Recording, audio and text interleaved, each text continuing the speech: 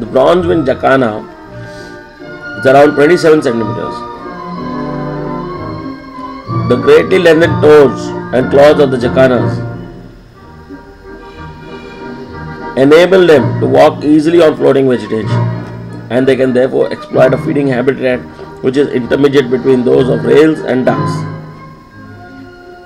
They can also swim and dive and submerge the body like a crab when alarmed.